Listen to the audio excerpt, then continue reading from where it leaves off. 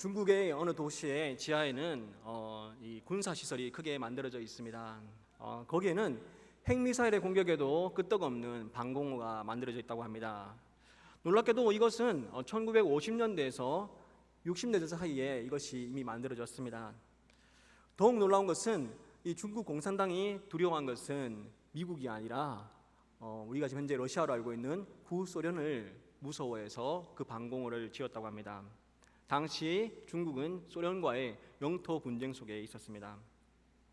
같은 공산국가였지만 서로가 서로를 신뢰하지 못한 것입니다. 현재 중국은 핵공격보다도 또한 홍수로 인해서 혼란에 빠져 있고 더 큰 위기가 닥칠 것으로 보여지고 있습니다. 나라와 나라 사이에만 이런 갈등이 있고 두려움이 있는 것이 아니라 한 사람 한 사람이 모여서 나라를 이룹니다. 사람은 늘 두려움을 갖고 살아갑니다.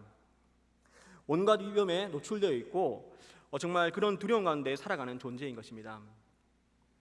문제 하나가 해결되면 또 다른 어려움과 두려움이 동시에 찾아옵니다. 그래서 누군가 말하기를 사람은 본연의 피난처가 없다라고 했습니다. 즉 날 때부터 세상을 떠날 때까지 그에게 주어져 있는 피난처는 없다라는 것을 얘기한 것이겠죠. 저는 학창 시절 나름대로 열심히 공부하고 잘 살아보겠다는 생각으로 열심히 공부하여서 남이 좀 부러워할 수 있는 그런 대학을 들어갔습니다. 그 이후 안정적인 대기업에서 또 직장을 들어갔고 정말 그 직장을 갔을 때도 정말 무엇인가 안정적일 거라 생각했는데 회사를 다닌 지 한 1년, 2년 정도 지나니까 앞으로 내가 15년 뒤에 무엇을 하며 먹고 살까라는 염려와 두려움, 불안감이 계속해 찾아왔습니다. 함께 일하던 회사 동료들은 매달마다 건강보험이든 또 여러 가지 보험 그것들을 매달마다 납입하는 것을 보았는데 우리가 받던 월급에 비하면은 그 매달 납입하는 그 금액이 상당히 무척이나 컸습니다. 아마도 우리가 살아가던 그 삶의 두려움이 컸기 때문에 그 납입 금액도 크지 않았을까 돌이켜보면 생각하게 됩니다. 저는 평산으로 있다가 회사를 퇴사했습니다. 그렇지만 상급 부서의 한 전무님이 생각납니다. 개인적으로 안 것은 아니고 아침에 우리 부서에 와서 업무 진행 상황을 챙기고 보고를 받고 가셨습니다. 머리도 뛰어났지만 인품도 너무나도 훌륭했습니다. 모두가 칭찬하는 사람이었습니다. 학교도 미국 유명 공과대학 박사를 마치고 한국에 왔고 큰 회사에서 높은 지위에 올랐습니다. 사람들이 생각하기를 아마도 이분이 곧 머지않아서 부사장에 오르지 않겠냐라고 생각했습니다. 제가 회사를 그만둔 지 몇 개월 지나지 않아서 뉴스에서 이분의 소식을 들었습니다. 자신이 사는 강남 어느 아파트에서 뛰어내렸다는 것이었습니다. 남들보다 많이 공부하고 많은 것을 소유하고 높은 위치에 올라가면은 이런 두려움이 해결될 것 같지만 그 길 끝에는 그런 두려움을 해결할 방법이 전혀 없다는 것을 그때 보았습니다. 많은 무기를 가진 나라도 두려움에 빠져 살고 또 돈과 명예를 이미 가진 자도 또한 두려움으로 살아갑니다. 하나님을 의지하지 않을 때 사람은 얼마나 연약한 존재라는 것을 여러분 스스로도 각자 다 인정하며 사십니까? 2020년에 살아가는 우리에게는 코로나라는 더 큰 위기가 찾아와 있습니다. 또 다른 두려움으로서 우리는 살아가야 되는 상황 속에 하나가 더 추가되었다 생각되어집니다. 시편 91편도 이 코로나 같은 이 재앙, 이 전염병, 죽으로 몰아가는 이 큰 재앙을 맞은 사람의 시가 분명해 보입니다.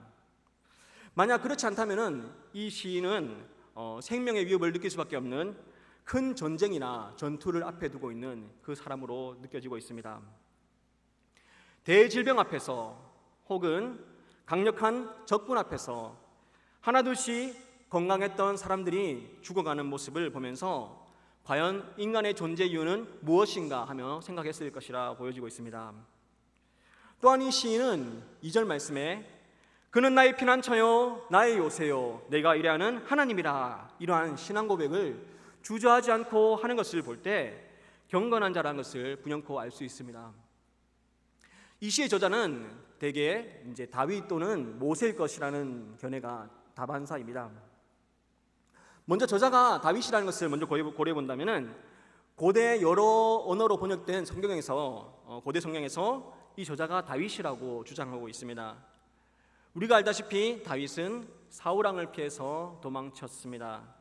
말을 탄 군인과 사냥개를 동원한 추격조가 다윗을 쫓아왔고, 심지어는 다윗이 도망치다가 갈 데가 없어서 굴에 들어간 그것을 소재로 해서 만들어진 시편이 있습니다. 다른 시편 5군데에 보면은 여호와의 날개 아래에 피합니다, 감춰주세요라는 그런 표현들이 5번 정도 등장합니다. 그 시들마다 시의 저자가 다윗의 시라고 적혀져 있습니다. 오늘 우리가 본 시편 91편에도 여호와의 날개 아래라는 표현이 들어 있습니다. 단지 91편은 저자가 누군지 나타나지 않는 것입니다. 오늘 본문 3절에 보면은 새 사냥꾼의 올무라는 이 표현이 나오는데, 새나 짐승이 그물, 함정, 구덩이 같은 곳에 붙잡혀서 빠져서 비참한 상태를 당하고 있는 그 모습과 같이 왠지 다윗 또한도 자신의 인생 가운데 왕이 되기 전에 그러한 어려움을 당했을 것이라는 것을 우리가 또한 상상해 볼 수 있습니다. 모세가 저자라는 주장도 만만치 않습니다. 모세도 살인자로 자신을 도망치며 살아야 했습니다. 모세는 광야에서 이스라엘 백성이 여러 전염병 가운데서 죽어가는 모습을 봐야만 했습니다. 우리가 읽은 시편 91편 바로 앞에는 90편 시편에는 저자가 모세라고 명시되어 있습니다. 시편 91편이 90편, 그러니까 앞에 있는 90편 시편의 그 시편의 90편에 대한 답과 응답이 91편이라는 그런 또한 견해가 있습니다. 그 견해에 따라간다면은 아무래도 모세가 90편의 저자도 모세고 91편의 저자 또한도 모세의 가능성 또한도 높아 보입니다. 시편 90편의 내용을 간단히 말씀드리면은, 시편 90편의 내용은 건강했던 사람들도 하나님께서 흙으로 돌아가라 명하시니 사람의 목숨이 금세 사라져가는 풀과 같습니다. 우리의 인생이 길다고 느꼈는데 정말 영원하신 하나님에 비하면은 우리는 정말 아무것도 아니네요. 이렇게 인생의 짧고 유한함을 노래하고 있습니다. 저는 가끔 교회 사역 중에 암투병 하시는 환자분이나 혹은 연로하신 요양병원에 계신 성도님의 사진을 교적부에서 찾게 되고 한 번씩 열어볼 때가 있습니다. 그 사진 중에는 흑백 사진이 가끔씩 있습니다. 흑백 사진을 보면은 그분이 지금의 모습이 아닌 훨씬 젊었을 때의 모습이 담겨 있는 것이죠. 정말 우리는 야속하게 너무도 빨리 달려가는 시간 앞에 살아가는 인생이 아닌가라는 생각을 그런 장면 속에서 생각하게 됩니다. 마찬가지로 시편 90편은 이 모세가 하나님의 진노로 큰 전염병으로 인해서 많은 사람들이 광야 속에서 사라져간 그 슬픔을 노래하고 있습니다. 그 고백의 마지막에 보면은 90편 16절과 17절 말씀을 같이 한번 읽겠습니다. 시작. 주께서 행하신 일을 주의 종들에게 나타내시며 주의 영광을 그들의 자손에게 나타내소서. 주 우리 하나님의 은총을 우리에게 내리게 하사 우리의 손이 행한 일을 우리에게 견고하게 하소서. 우리의 손이 행한 일을 견고하게 하소서. 모세가 하는 이 기도의 의미는 이런 것입니다. 주님, 우리가 왔다가 가는 먼지와 같은 인생이지만 우리가 이 땅에서 주님을 섬기며 살았던 것을 기억하셔서 우리가 행한 일들, 너무도 미약한 손으로 했던 그 모든 일들, 그리고 우리가 복음을 전한 다음 세대를 기억하여 주시옵소서라는 그 기도입니다. 시편 91편은 이 시편 90편의 마지막에 대한 답을 하는 듯이 느껴집니다. 시편 91편 1절을 보시면은 지존자의 은밀한 곳에 거주하며 전능자의 그늘 아래에 사는 자여. 이것은 우리가 개역 개정 성경이고 개역 한글 성경을 보면은 이렇게 되어 있습니다. 지존자의 은밀한 곳에 거하는 자는 전능하신 자의 그늘 아래 거하리로다. 저는 이 번역이 더 마음에 듭니다. 지금 여기 있는 사람은 다음에 저기에 있을 것입니다. 이런 표현인 것이죠. 90편에서 모세가 인생이 왜 이렇게 짧습니까? 하나님, 우리가 이 땅에 살아간 그 순간을 기억하여 주시옵소서. 이 기도에 대한 응답으로서 91편의 1절의 내용은 믿는 자나 믿지 않는 자나 다 같이 먼지로 돌아가고 흙으로 돌아가고 정말 왔다가 가버리는 인생 같지만 결코 그것이 똑같지 않다는 것을 주장하듯이 하나님께 가까이 나온 사람은 영원히 전능자의 그늘 아래 살게 될 것이다. 이런 의미를 노래하는 것입니다. 지존자의 은밀한 곳에 거하는 자는 전능하신 자의 그늘 아래 살거리로다.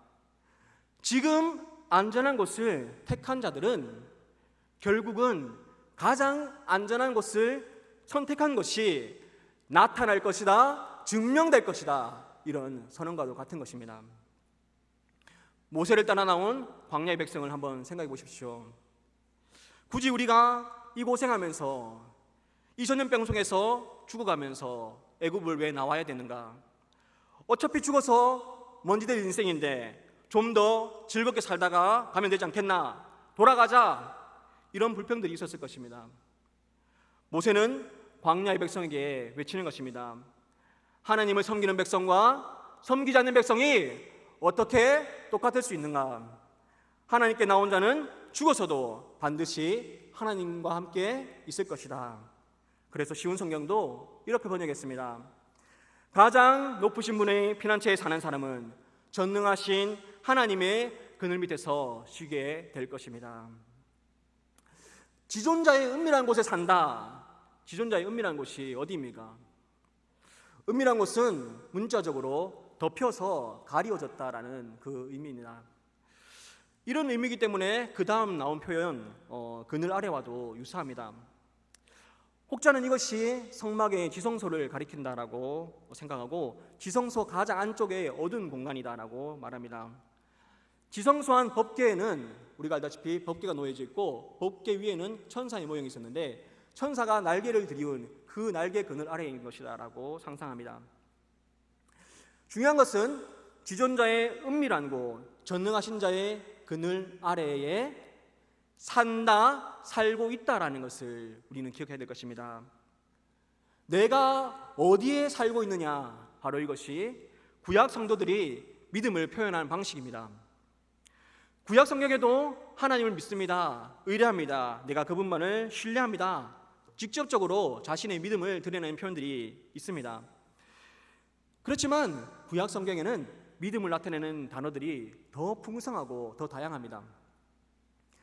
사울왕이 죽기 직전에 자신의 창에 기대다라는 단어가 swān이라는 구약에 몇 번 나오지 않는 단어입니다.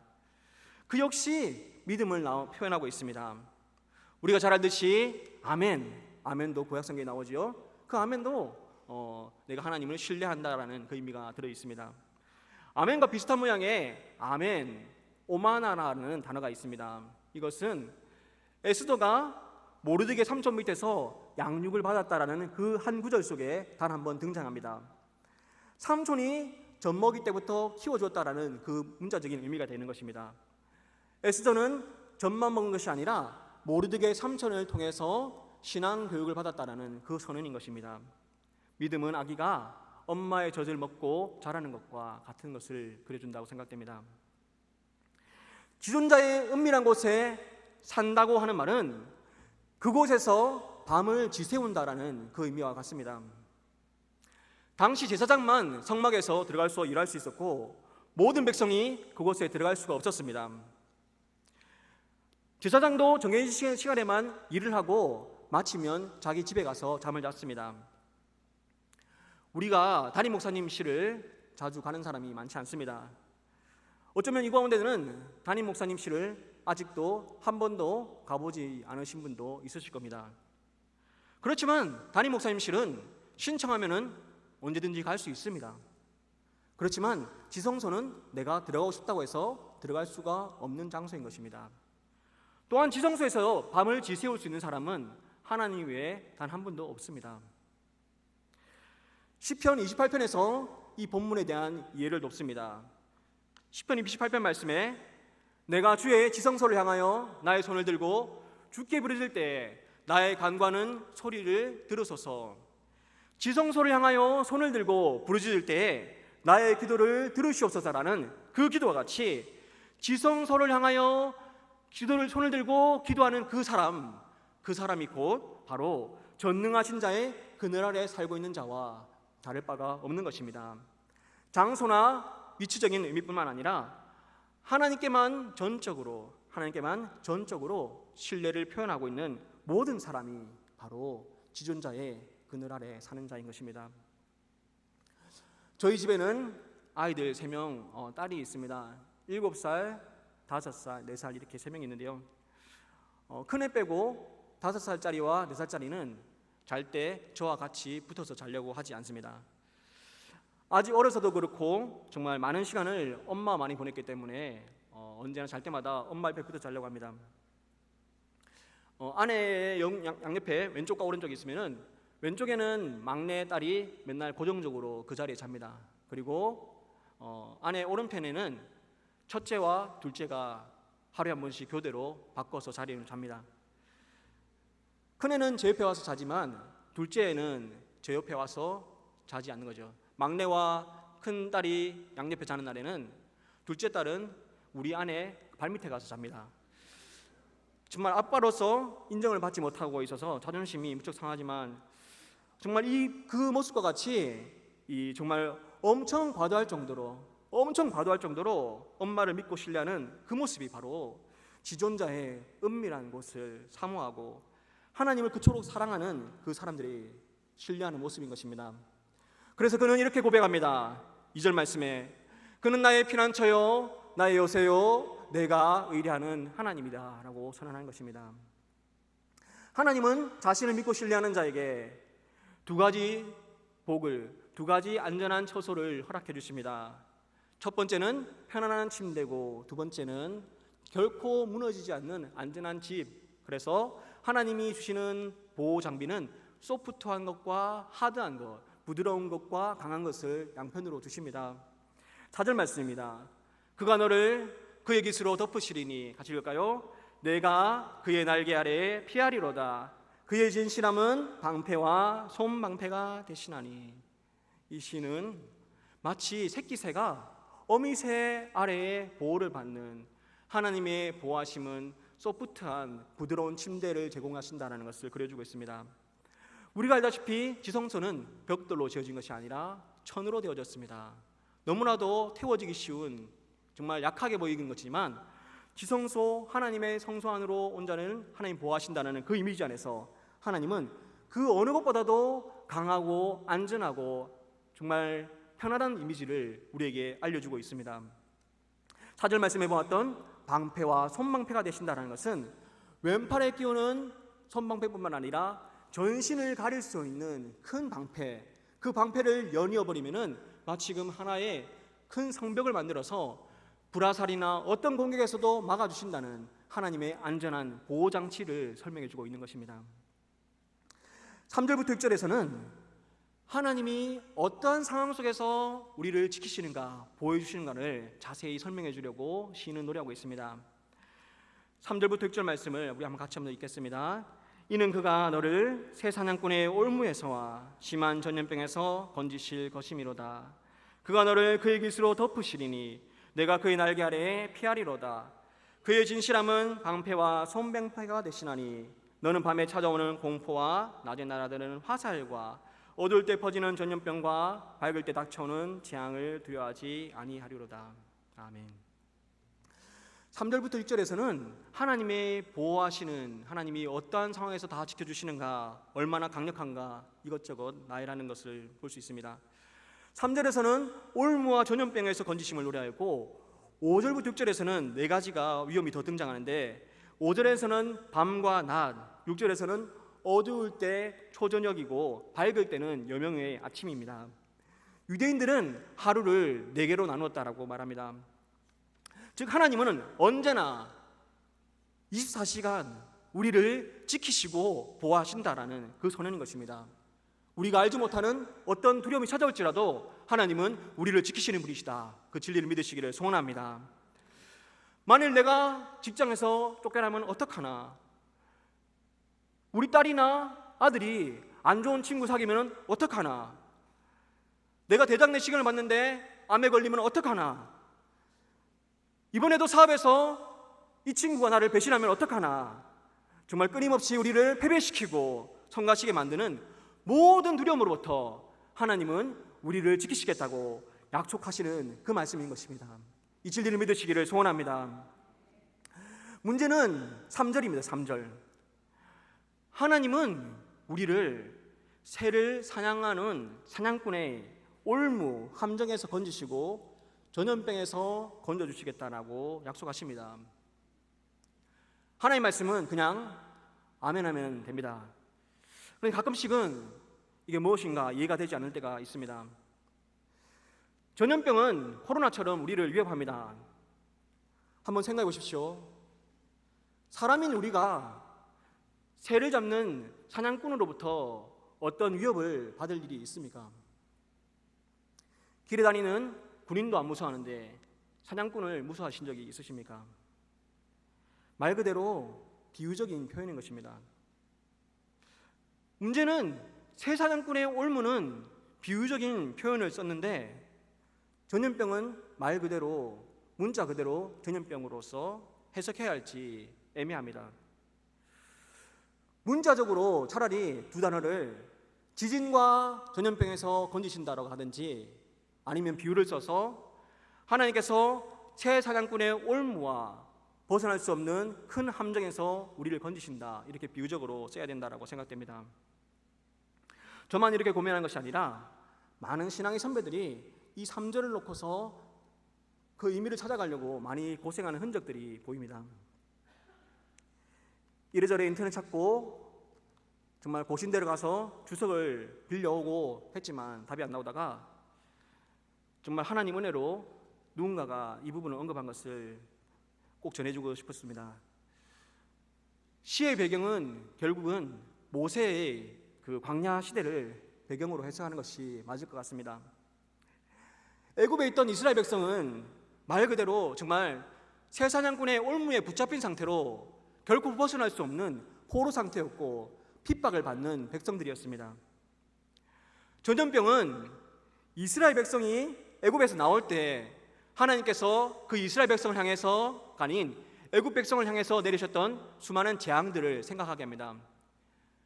출애굽기에는 그 재앙을 나타내는 단어가 치다, 때리다. 하나님이 애굽 백성을 치셨으니까 치다, 때리다라는 재앙에 대해서는 그렇게 또한 번역이 되어 있고 또 다른 단어로서는 이 재앙 가운데서 전염병, 동물들이 갇히기 돌림병이 돌았던 그 전염병이라는 단어는 오늘 우리가 봤던 시편 91편의 전염병과 같은 단어입니다. 그 단어는 다바르라는 단어인데 말하다라는 단어와 무척이나 유사하게 생겼습니다. 전염병도 알고 보면은 결국 하나님이 말씀하실 때 하나님이 명령하셔야지만 전염병이 시작될 수 있는 것입니다. 반대로 하나님처럼 행세하던 바로의 권세, 바로가 말하던 것을 생각해 볼 수 있습니다. 이스라엘 백성을 억압하는 그 바로 왕의 말, 이스라엘 백성 모두를 한꺼번에 죽일 수 있는 바로의 권세, 그 모든 것이 바로 입에서 나왔습니다. 바로 입에서 나오는 그 모든 것은 이스라엘 백성에게는 마치 전염병과도 같았던 것이었습니다. 결국 새 사냥꾼의 올무와 전염병은 애굽에서 하나님을 섬기러 나오려던 이스라엘 백성을 막아서는 죄악된 애굽의 왕 바로와 그 세력들을 말하는 것입니다. 여러분, 코로나로 인해서 교회에 나가는 것을 눈치 주는 세상의 여러 힘들이 여러 소식을 통해서 전해 듣게 됩니다. 아무개씨 내일 주일에 교회 갈 거야? 그들은 아무렇지 않게 내뱉지만 듣는 성도님들은 마음이 많이 아프다는 그런 얘기를 하셨습니다. 저는 말씀을 묵상하면서 강하게 분명코 확실하게 말할 수 있습니다. 안 믿을 거면은 혼자 믿지 말지 믿는 성도를 막지는 말하고 싶습니다. 하나님이 멸망으로 인도하는 사람을 얼마나 미워하는지 그들이 알지 못하는 것입니다. 이 세상에 도둑질도 나쁜 짓이고 수많은 나쁜 짓이 있겠지만 더 무서운 죄가 바로 믿는 영혼을 구렁텅이로 몰아넣는 죄인 것입니다.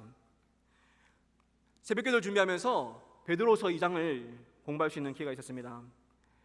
베드로서 2장에는 믿는 영혼을 멸망시키는 거짓 선지자가 받게 될 심판에 대해서 선언하고 있습니다. 그 인생이 얼마나 비참한가. 차라리 개돼지가 그보다 낫다라고 성경은 말하고 있습니다. 무생물, 샘물, 빗물은 사람에게 유익이나 주지 그 무생물보다 못한 것이 바로 거짓 선지자라고 선언하는 것입니다. 여러분, 다 똑같이 심판을 받을 것인데 라고 생각하면 큰 오산인 것입니다. 즉 이 시편은 세상의 나라인 애굽을 향해서 그 가운데서 연약한 약한 병아리와 같은 그 하나님의 백성 교회를 보호하시겠다는 하나님의 능력, 약속을 보여준다고 믿습니다. 11절과 13절까지 말씀을 같이 한번 읽겠습니다. 11절 말씀에 같이 읽습니다. 시작. 그가 너를 위하여 그의 천사들을 명령하사 내 모든 길에서 너를 지키게 하심이라. 그들이 그들의 손으로 너를 붙들어 발이 돌에 부딪히지 아니하게 하리로다. 내가 사자와 독사를 밟으며 젊은 사자와 뱀을 발로 누리리로다. 단순히 하나님의 백성을 보호하시겠다는 그 약속으로만 끝나는 것이 아니라 이 시의 마지막이 무엇입니까? 하나님은 반드시 뱀을 받게 하시는 것입니다. 뱀은 곧 애굽을 상징하고 있습니다. 뱀을 밟아 눌리는 승리까지도 하나님께서 주실 것이라는 약속인 것입니다. 하나님을 예배하려는 백성을 대적하는 우리는 반드시 하나님께서 심판하시겠다는 것입니다. 이 세상의 교회를 무너뜨리는 세력은 하나님의 때에 반드시 심판하실 것입니다. 말씀의 결론을 세 가지 정도 맺고 마치려 합니다. 첫 번째로 이 시편을 통해서 우리는 하나님은 늘 우리를 도우시고 우리와 함께 하시는 분이시라는 것을 믿으시기를 소원합니다. 사실 모든 시편의 내용은 그 내용이나 주제를 찾아보면은 하나님 나를 좀 도와주시옵소서라는 그 내용입니다. 그런 시편은 너무나도 많습니다. 시편의 저자들은 왜 하나님 나를 도와주지 않으십니까? 하나님 도대체 어디 계십니까? 이런 울음들이, 애통해하는 모습들이 다 포함되어 있습니다. 그렇지만 오늘 이 시편 91편이 가진 특징을 말하자면은 하나님께서 우리를 지키시고 보호하신다는 약속이 집중적으로, 집약적으로 이 시 안에 다 몰아져 있는 것을 볼 수 있는 것입니다. 그 약속의 말씀을 우리 화면을 보면서 같이 한번 보시겠습니다. 3절 말씀에 저가 너를 건지실 것이미로다. 아멘이십니까? 4절에 저가 너를 덮으시리니, 우리 같이 읽겠습니다. 너는 두려워하지 아니하리로다. 이 재앙이 내게 가까이 하지 못하리로다. 화가 내게 미치지 못하며 그가 너를 위하여 그의 천사들을 명령하사 내 모든 길에서 너를 지키게 하심이라. 내가 밟으며 내가 발로 누리리로다. 이 모든 약속이 이 시 안에 들어와 있습니다. 하이델베르크 요리문답 26문에 우리 주 예수 그리스도의 영원하신 아버지 곧 무로부터 하늘과 땅과 그 가운데 있는 모든 것을 창조하신 아버지께서, 같이 읽을까요? 당신의 아들 그리스도 때문에 나의 하나님과 나의 아버지가 되심을 믿습니다. 무에서 유를 창조하신 그 하나님은 자신이 무에서 유를 창조하시는 그 에너지, 능력, 모든 것을 모아서 자신의 백성을 지키시겠다 약속하시는 것을 믿으시기를 소원합니다. 두 번째 대지는 이 말씀의 강력함에 비해서, 이 말씀은 우리를 돕겠다, 보호하시겠다라고 강력히 말하지만 우리의 믿음은 그와 너무나도 동떨어지게 연약하다는 것을 말하고 싶습니다. 우리에게 이 모든 하나님의 약속을 다 감당할 수 있는 믿음이 없는 것이 사실입니다. 우리가 믿는 믿음이라는 것은 가끔씩 보면은 그것은 미신에 가깝습니다. 무언가 잘 되게 해줘야지만 하나님을 하나님으로 생각하는 것입니다.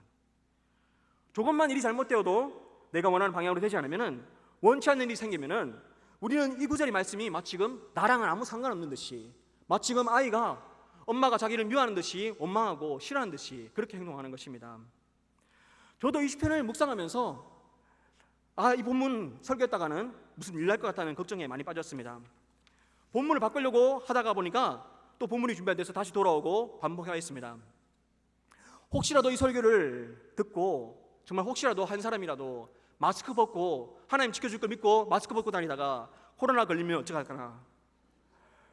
교구 집사님 가운데서 기저질환이 있어서 교회를 나오지 못하는 분이 있습니다. 전화로 하면서 집사님 괜찮습니다 이렇게 위로를 하는 말을 했습니다.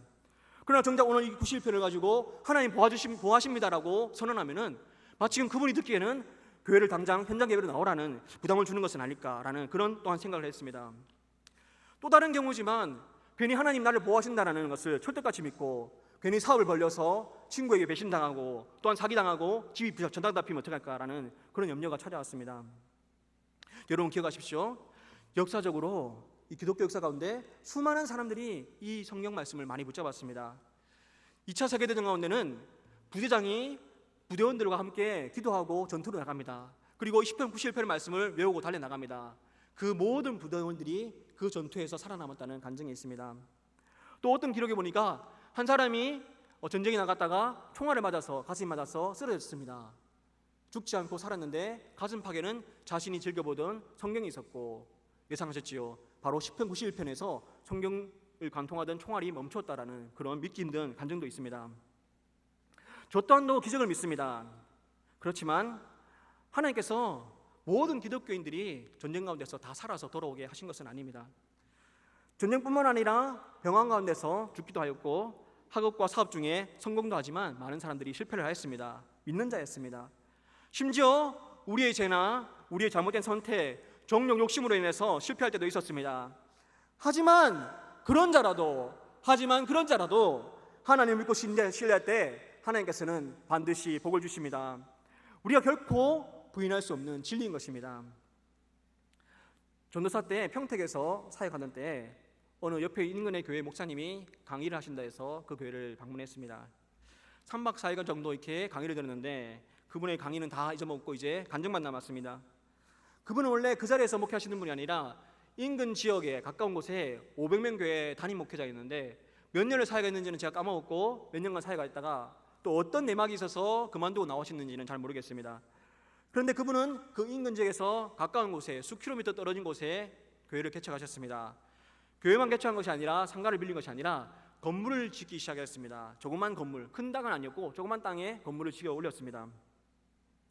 건물을 지어 올리는 과정 속에서 이 건축을 위한 비용을 대지 못하는 어려움이 찾아왔습니다. 업자들이 찾아오고 목사님을 욕하면서 찾아오는 것입니다. 겁이 난 목사님은 건물의 제일 꼭대기 옥상층에 가까운 곳에 올라갔습니다. 그리고 돌려서 문을 잠궈버렸습니다. 사람들이 어째 알았는지 사람들이 그 꼭대기층까지 올라왔습니다. 그리고는 밖에서 목사님의 이름, 목사라고 부르지 않고 안목에 나와 하면서 막 소리를 지르면서 고성을 질렀습니다. 문을 열어주지 않는 상태에 있으니까 그 사람들이 프로판 가스통을 들고 와가지고는 그 손잡이 문을 치기 시작했습니다.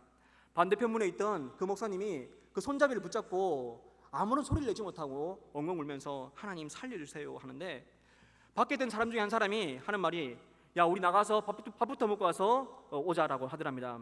그러면서 그 사람들이 다 사라져버렸고 그 이후에 그 어려움들이 해결됐다라는 그 말씀을 해주셨습니다. 이 시편을 미신처럼 믿는 사람도 있을 수 있고 오용하는 자도 있을 수 있습니다. 사탄도 예수님을 향해서 이 시편을 잘못 적용해서 주장하였습니다. 하지만 부인할 수 없는 진리는 하나님은 자신을 믿고 신뢰하는 자를 반드시 지킨다는 것을 기억하시기를 소원합니다. 세 번째로, 하나님은 우리를 그냥 도와주시는 것이 아니라 능히 우리를 도우시는 분이시며 기꺼이 기쁘게 우리를 도우시는 분인 것을 믿었으면 합니다. 어떤 사람이 물에 빠져 있는데 물에 빠진 사람이 한 손만 가지고 물에서 나오려 하겠습니까? 양손을 다 사용해야 되는 것입니다. 여러분이 개인 목욕탕에 가셨는데 탕에 들어갔다가 나오실 때 한 손만 막 짚고 나오려면 얼마나 힘듭니까? 그와 마찬가지로 우리가 하나님 믿고 신뢰해야 될 믿음의 속성 가운데 하나님은 전능하신 분이시고 신실하신 분이라는 이 두 가지를 반드시 다 붙잡아야 되는 것입니다. 3절 4절 말씀을 우리 같이 한번 읽겠습니다. 3절 4절 말씀입니다. 이는 그가 너를 새 사냥꾼의 올무에서와 심한 전염병에서 건지실 것임이로다. 이것은 하나님의 전능하심을 말하고 있습니다. 4절 말씀에 그가 너를 그의 깃으로 덮으시리니 내가 그의 날개 아래에 피하리로다. 그의 진실함은 방패와 손방패가 되시나니. 하나님 어떤 분이십니까? 진실하시고 신실하신 분이시는 것을 기억하시기를 소원합니다. 하나님이 능력은 많으신데 사람이 약속을 해놓고 까먹는 사람과 같다면 아무런 도움이 되지 않는 것입니다. 우리가 오래된 친구, 정말 신뢰할 만한 친구, 그런 분이 하나님이시라면 하나님이 내가 너를 도와주겠다 마음은 가득한데 아무런 능력이 없으면 아무런 도움이 되지 않는 것입니다. 우리는 가끔 다른 사람은 도와줄지 몰라도 하나님이 과연 나를 도와주실까? 이 죄 많은 사람을 하나님 과연 도와주실까? 여러분 앞에서 설교하는 저 또한도 그런 의심이 들 때가 많이 있습니다. 여러분, 하나님의 속성, 하나님의 진실하심, 그리고 전능하심을 붙잡고 일어나시기를 간절히 소원합니다. 용기를 내십시오. 일어나십시오. 하나님께서 반드시 여러분을 도와주실 것입니다. 우리가 이제는 하나님 외에는 더 이상 의지할 곳도 없는 것입니다. 우리의 처지가 나빠지고 더 나빠질지라도 하나님은 우리가 필요한 것보다, 우리가 원했던 것보다도 더 많은 것, 우리가 생각하지 못했던 그 많은 것을 주시는 분이신 것을 믿으시기를 소원합니다. 잠언 29장 25절 말씀에 사람을 두려워하면 올무에 걸리게 되거니와 여호와를 의지하는 자는 안전하리라. 진리의 말씀 붙잡고 승리하시기를 간절히 소원합니다. 함께 기도하겠습니다.